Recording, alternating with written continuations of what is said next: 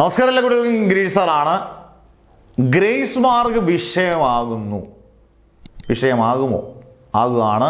കാരണം ഗ്രേസ് മാർക്കിനെ അടിസ്ഥാനപ്പെടുത്തി A+ മേടിക്കുന്ന കുട്ടികളൊക്കെ ധാരാളമുണ്ട്, അല്ലെങ്കിൽ മാർക്ക് അത്യാവശ്യം മേടിക്കുന്ന കുട്ടികളുണ്ട്. ഗ്രേസ് മാർക്ക് പല രീതിയിലുള്ള, ഇപ്പോൾ NSS ആയാലും NCC ആയാലും SPC ആയാലും കലോത്സവത്തിന് ഗ്രേസ് മാർക്ക്, ഇതൊക്കെ ഗ്രേസ് മാർക്ക് വിഭാഗത്തിൽപ്പെടുന്നതാണല്ലോ.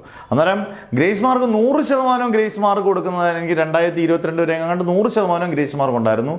2023 90% ഗ്രേസ് മാർക്കിലോട്ട് കുറഞ്ഞു. ഇപ്പം പുത്തൻ ഖാദർ കമ്മിറ്റിയിൽ പറഞ്ഞിരിക്കുന്ന അനുസരിച്ച് 79%, അതായത് B+, A ആണല്ലോ 80 ആ റേഞ്ച് വരുന്ന A ആണ്. അതായത് B+നുള്ള ഇതിലുള്ള A മാത്രമേ ഉള്ളൂ ഗ്രേസ് മാർക്ക്. 79% ഉള്ളൂ ഗ്രേസ് മാർക്ക് എന്ന് പറഞ്ഞാൽ ഇനി മുതൽ നന്നായിട്ട് പഠിച്ചാലേ മാർക്ക് കിട്ടത്തുള്ളൂ. ഗ്രേസ് മാർക്കിനെ ആശ്രയിച്ചിരുന്നു കഴിഞ്ഞാൽ 8ൻ്റെ പണി കിട്ടുമെന്നാണ്. ഇനിയും വരാൻ പോകുന്ന വർഷങ്ങളിൽ വളരെ ഗംഭീരമായിട്ടുള്ള എഡ്യൂക്കേഷൻ സിസ്റ്റത്തിൽ വരുന്ന മാറ്റങ്ങൾ ഉൾക്കൊള്ളാൻ കുട്ടികൾ തയ്യാറായിരിക്കണം. പഠിച്ചാൽ മാത്രം മാർക്ക് ഒന്നോർത്താൽ നല്ലതാണ്.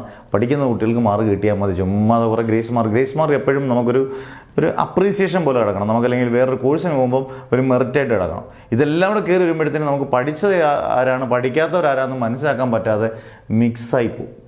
അന്നേരം നല്ലപോലെ പഠിക്കുക, വളരെ ശ്രദ്ധിച്ച് പഠിക്കുക. +1 +2 ഒക്കെ അല്ലെങ്കിൽ നല്ല രീതിയിലുള്ള ഗംഭീര ക്വസ്റ്റ്യനും പാറ്റേണും ഒക്കെ മാറുമ്പോഴൊക്കെ നിങ്ങൾക്ക് പണി കിട്ടും. ഇങ്ങനെയുള്ള മാറ്റങ്ങൾ നിങ്ങൾ എപ്പോഴും പ്രതീക്ഷിച്ചുകൊണ്ടിരിക്കുക.